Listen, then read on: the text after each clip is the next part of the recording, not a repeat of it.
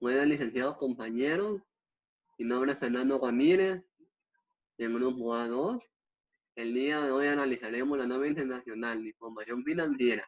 Número 16, arrendamiento. ¿Qué es un arrendamiento? Es un contrato, parte del contrato donde se cede el derecho de uso de un activo en tiempo determinado a cambio de una contraprestación. ¿Quiénes son los involucrados en este contrato?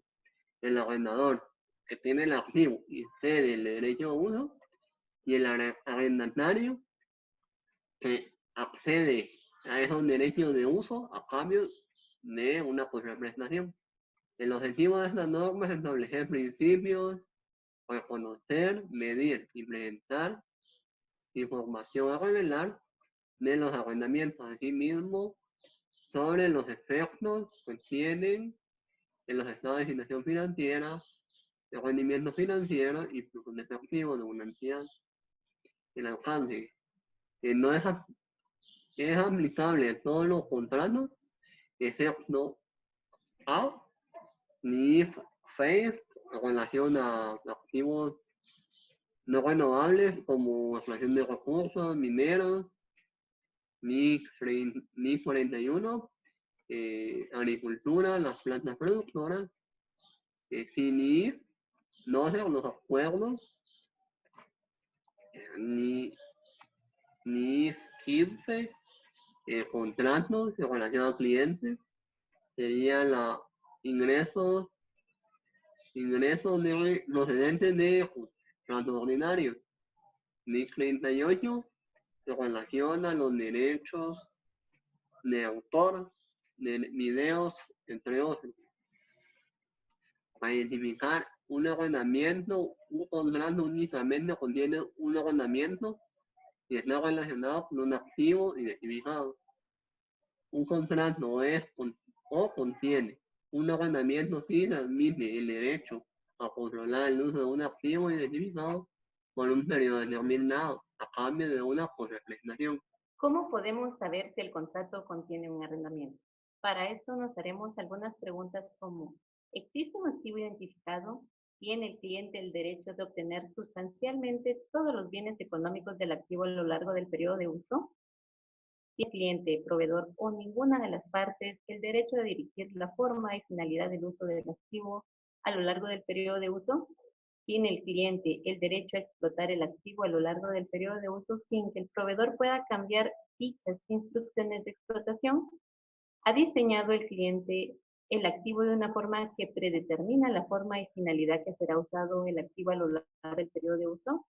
Si todas las respuestas a estas interrogantes fueron sí, se puede decir que el contrato tiene un arrendamiento. Sin embargo, si las respuestas fueron no, el contrato no contiene un arrendamiento. Exenciones al reconocimiento. La NIF 16 nos establece dos exenciones principales para no aplicar esta norma, que son arrendamiento a corto plazo y arrendamientos de elementos de poco valor o bajo valor.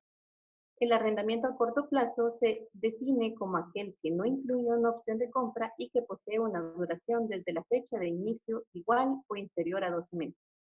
Arrendamientos de elementos de poco valor o bajo valor, podrá aplicarse de forma individual para cada arrendamiento.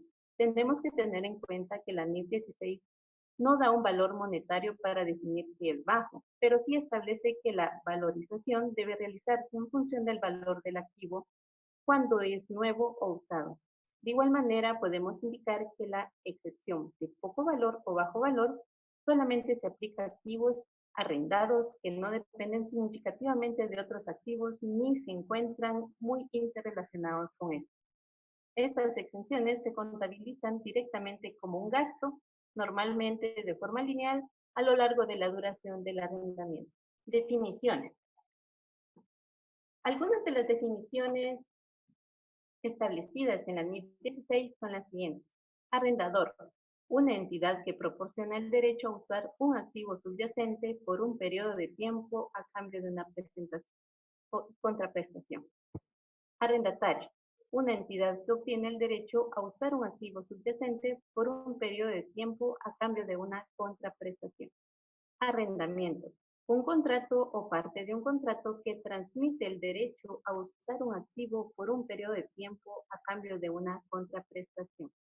Arrendamiento financiero. Un arrendamiento que transfiere sustancialmente todos los riesgos y ventajas inherentes a la propiedad del activo subyacente. Arrendamiento operativo.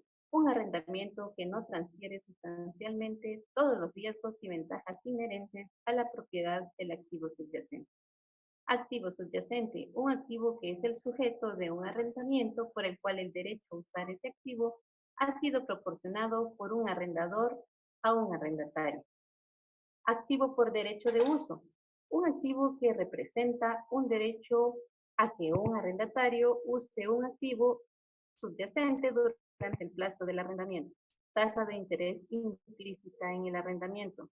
Tasa de interés igual a el valor presente de los pagos por el arrendamiento y el valor residual no garantizado, con la suma de el valor razonable del activo subyacente y cualquier costo directo inicial del arrendador.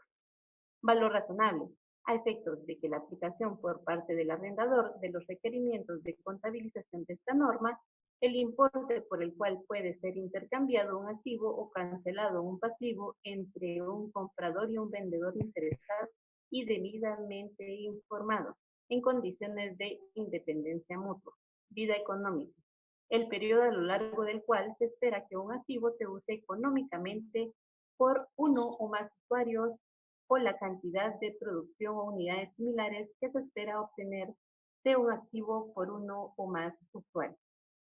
Por parte del arrendatario. Su medición inicial, según el activo por parte del arrendatario, se hace de la siguiente manera. El importe de la medición inicial del pasivo por el arrendamiento, más los pagos por arrendamiento anticipado, menos incentivos de arrendamiento recibidos, más estimaciones de los costos por desmantelamiento, nos dará igual al costo del activo por derecho de uso. En la medición posterior del activo por parte del arrendatario, se contabiliza de la siguiente manera.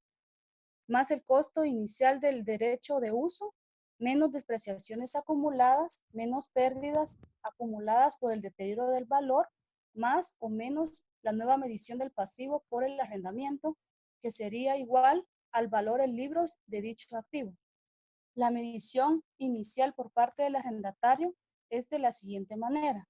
El valor presente de los flujos futuros descontando la tasa de interés a tasa de interés implícita del contrato o la tasa incremental por el préstamo. Este sería igual, se incluirían los pagos fijos más los pagos por arrendamiento variable más las garantías del valor residual más el pago de opción de compra más penalizaciones. Asimismo, en su medición posterior por parte del pasivo del arrendatario sería de la siguiente manera. La medición inicial más los intereses acumulados menos los pagos realizados de arrendamiento más o menos las modificaciones al contrato que se haga de este arrendamiento. Por último, tenemos el efecto que va a causar en la presentación de los estados financieros. En el estado de situación financiera, dentro de los activos y pasivos, en el estado de resultados del periodo o del otro resultado integral dentro de las depreciaciones y los intereses, y en el estado de flujos de efectivo, que serían dentro de las actividades de operación y las actividades de financiamiento. Continuamos con el arrendador. El arrendador clasificará sus arrendamientos como arrendamiento operativo y arrendamiento financiero. El arrendamiento financiero es aquel que transfiere sustancialmente todos los riesgos y ventajas inherentes a la propiedad de un activo subyacente. Y el arrendamiento operativo es el que no transfiere sustancialmente todos los riesgos y ventajas inherentes de la propiedad de un activo subyacente. El arrendador tendrá su arrendamiento financiero bajo una medición, un reconocimiento y una medición inicial. Esto, ¿cuándo inicia? En la fecha de comienzo que un arrendador lo reconocerá en el estado de situación financiera. los activos que mantenga como arrendamientos financieros. Y la medición inicial, ¿cómo la podemos reflejar? Bajo el valor presente de los flujos futuros, que es igual a los pagos fijos menos los incentivos de arrendamientos por pagar, pagos variables, garantía residual, pagos por opción de compra y las penalizaciones. De igual forma, el arrendamiento financiero tiene su medición posterior, que eso es a lo largo del plazo del arrendamiento y nos da a reconocer los ingresos financieros a lo largo del plazo, como bien se indicaba, sobre una tasa de rendimiento constante sobre la inversión financiera neta. Y los pagos por arrendamientos relacionados con el periodo de la inversión bruta en el arrendamiento para reducir tanto el principal como los ingresos financieros no acumulados. De igual forma, el arrendamiento operativo tiene su reconocimiento y su medición. Esto, ¿cómo se dará a conocer? Se reconocerán los pagos por arrendamientos procedentes de los arrendamientos operativos como ingresos de forma lineal o de acuerdo a otra base sistemática, menos la depreciación y pérdida del deterioro del valor. El arrendador presentará en su estado de situación financiera un activo, el cual reconoce un derecho de cobro del arrendamiento financiero. Para el arrendamiento operativo, también presentará un activo añadiendo los costos directos iniciales en que se incurra en relación con la obtención del arrendamiento al importe en libros del activo. Presentará en su estado de resultados y otro resultado integral los ingresos financieros calculados de acuerdo al método de tasa de rendimiento constante para un arrendamiento financiero.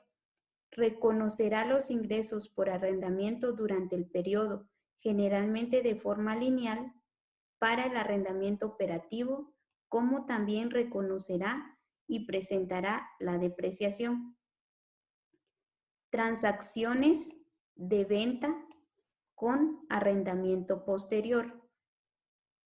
Si el arrendatario vendedor transfiere el activo al arrendador comprador y se establece que la transferencia del activo es una venta y cumple con los requerimientos de la NIF 15, el arrendatario vendedor medirá el activo por derecho de uso en la proporción del importe en libros anterior del activo, que se relaciona con los derechos de uso conservados. El arrendatario también reconocerá solo el importe de cualquier ganancia o pérdida relacionada con los derechos transferidos. El arrendador contabilizará la compra con las normas aplicables. El arrendamiento aplicando los requerimientos para el activo de acuerdo con la NIF 16. En Guatemala también se establecen algunas normas para el registro de los arrendamientos. De acuerdo al decreto 10/2012, Ley de Actualización Tributaria, libro 1, en su artículo 84, numeral 1, rentas de capital inmobiliario, se establece que constituyen rentas de capital inmobiliario las provenientes del arrendamiento, subarrendamiento, así como de la constitución o cesión de derechos o facultades de uso o goce de bienes inmuebles, siempre que su giro habitual no sea comerciar con dichos bienes o derechos. También se establece en el Código Civil disposiciones del arrendamiento en el título 7. El capítulo 1 del Código Civil, en su título 7, se establecen las disposiciones del arrendamiento. En el artículo 1880 se establece que el arrendamiento es el contrato por el cual una de las partes obliga a dar el uso o goce de una cosa por cierto tiempo a otra que se le obliga a pagar por ese uso. En el capítulo 2, obligaciones y derechos del arrendador.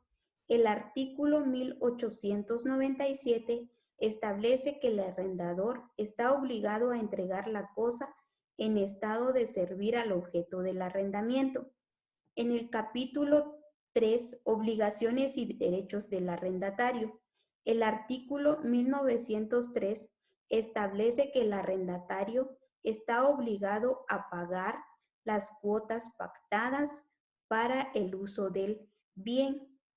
En el capítulo 4 de las mejoras, el artículo 1915 establece que el arrendatario puede realizar mejoras al bien recibido. El capítulo 5, modo de terminar el arrendamiento. En este capítulo se establecen los términos que darán lugar para finalizar el contrato. Estas son algunas normas que establecen el arrendamiento, como también lo establecen las normas internacionales de información financiera, nos establecen las bases para presentar el arrendamiento en nuestro estado de situación financiera. Gracias por su atención.